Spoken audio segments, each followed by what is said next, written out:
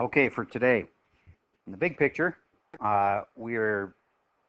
you've seen everything in this chapter. You've seen how to do everything. Now we're zooming in. Like yesterday, we kind of zoomed in on optimization equations, and like talked about that a fair amount. Today, it's a little bit about how to use the calculator to see when two lines cross. You picture one of these problems, and you've just shaded this, and then you've just shaded this one, and you've got this thing called the feasible region here.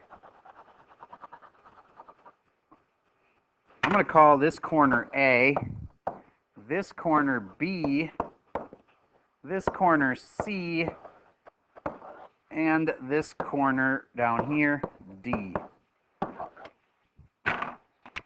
You have to be able to tell where all of those spots are. So I'm going to give you what the equations are, and I'm going to remind you how to graph on a calculator to see where they cross. So let's say that this red one was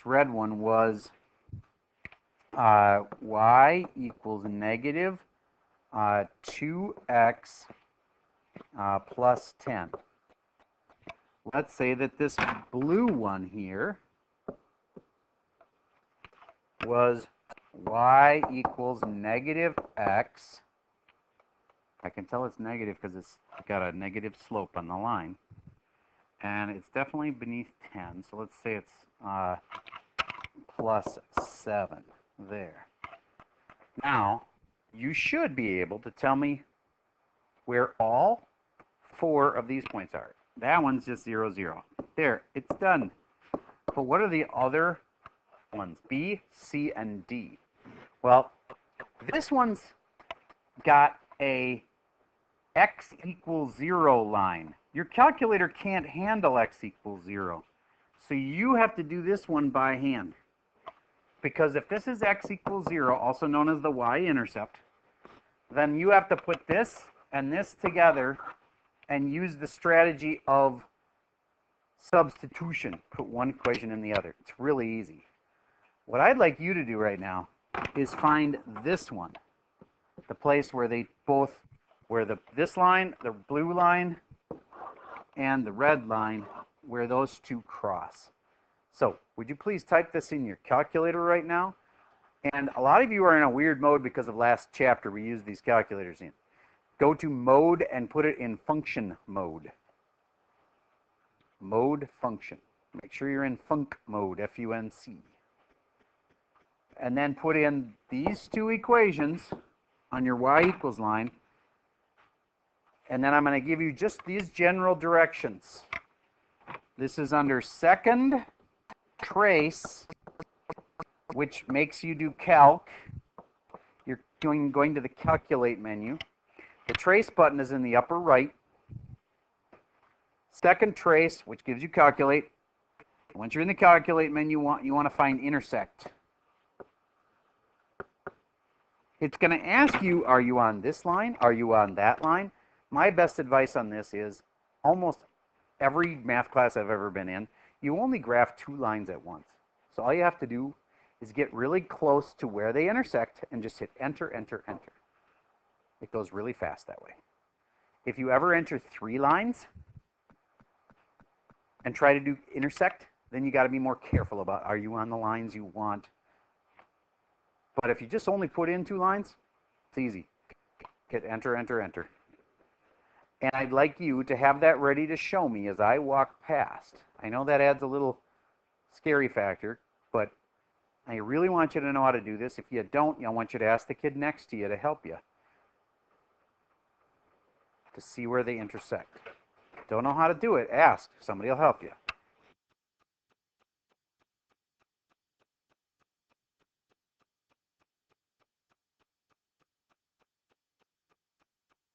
So I checked everybody's on their calculator, and everybody was able to do it.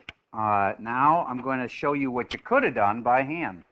If y equals negative x plus 7, and if y equals negative 2x plus 10, then you can put this one into this one and say negative x plus 7 equals negative 2x plus 10. And you could have solved it that way. But the bad thing is, after all of that work, gentlemen, stop talking. After all of that work, I would have gotten down to x equals something, and I wouldn't be done. You know, yours came out with both answers right away. So there's some advantages to the calculator way.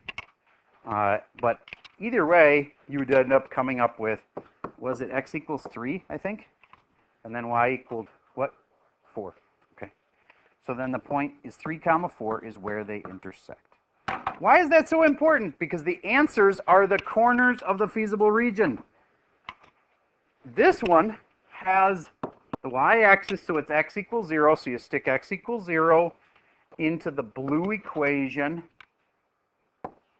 and you end up with y equals 7. Raise your hand if you had 0 comma 7 for this spot. You were right. This spot we just did a second ago, 3 comma 4. And how about this spot?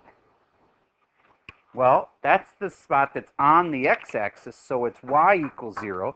So you put a 0 right here, and you end up getting, I think it's 5. Is that right? Okay. So it's 5 comma 0 was part answer D. All right. Now, you've got the 4 points. 0, 0 is one of them, plus the other 3. Which of them gives you the most profit? Remember, you don't graph the profit function. You can't like see it on the graph right now. I will tell you that in this case, x is bananas, and you're going to only make 25 cents on those things. Profit. I don't make much on bananas because they're really cheap. Amazes me. You can get a banana which is shipped here across an ocean. Still, I mean, they're not from around here. You know, Minnesota, we don't have banana trees, and yet it's still like 50 cents for a banana. It's crazy. All right. Anyway, Y is going to be some sort of candy that you're selling at your store, and let's say that you make $1 profit on your candy bags that you're selling. Well, then which one gives you the best profit? I really skewed this one towards a lot more profit for Y's. That's going to mean that of these 4 choices, hold on a second, technical difficulties. Of these 4 choices, the ones that have a lot of Y are probably going to win. This one has a lot of X, but not much Y. It probably is going to not win. It's probably going to be one of these 2 that'll have the most profit, either B or C. Figure out which one gives you the most profit. The way I write that is I write options and profit. You should write a profit equation based on what I just told you here.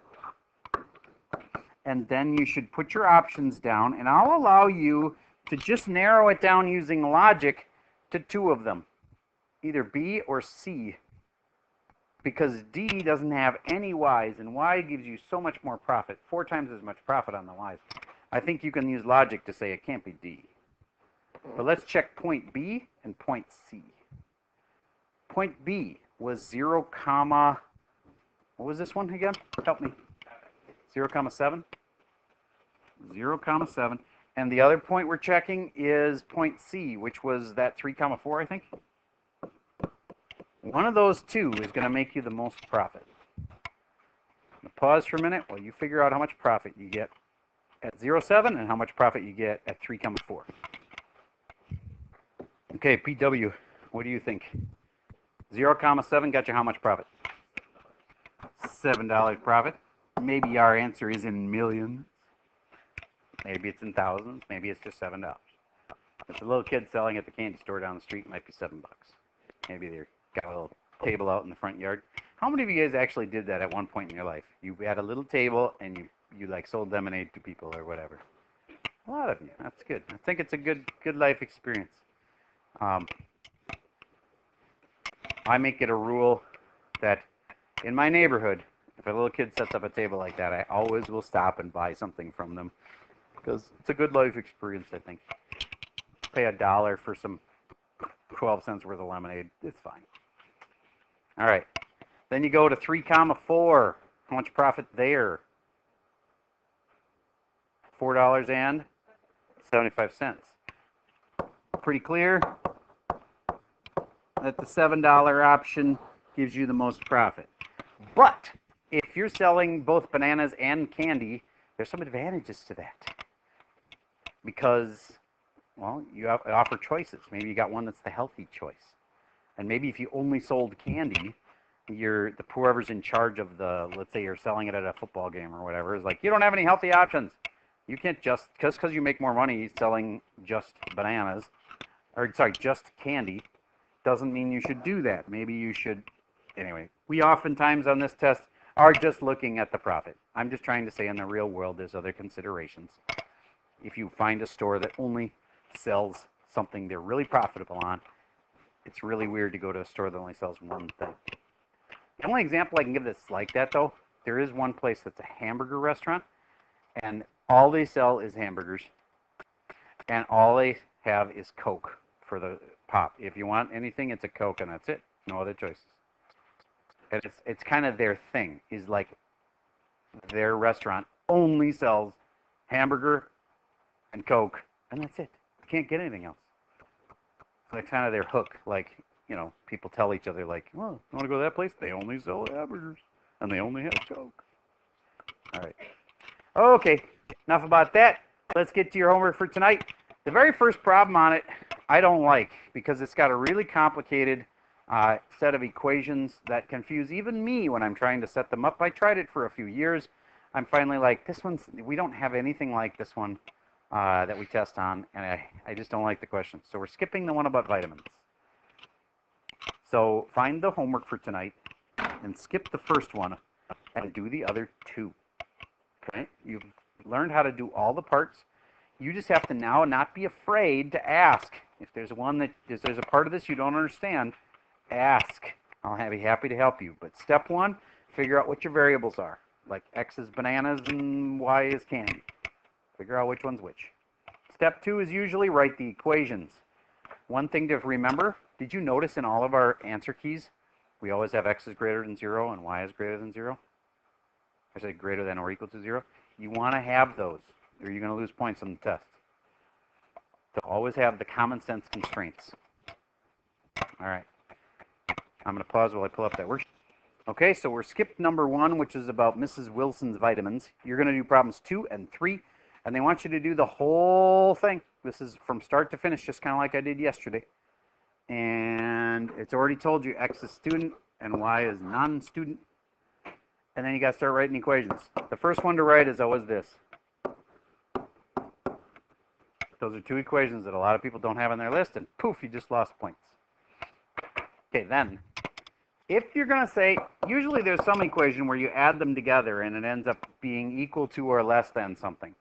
But you got to be careful, because that's how many people there are. That's not money right now. So this is just how many total people. And if it says the school is guaranteed at least 1,000, you could say it's greater than or equal to 1,000. Raise your hand if you had that one right. Okay, awesome. And then you got to do the one that has money involved. Okay? Now, this is the profit. Please do not include that on the things you're going to graph. You don't graph the profit. Okay? So the $4 student tickets, that's important. And the $6 non-student, yes, you should make an equation with those two, but you should not use the 250 and the 450 and graph. Don't graph the 250 and the 450. That's your profit equation. You can make a little equation for it, but just don't graph it. And you'll use this profit equation to figure out which of the vertices of the feasible region are right.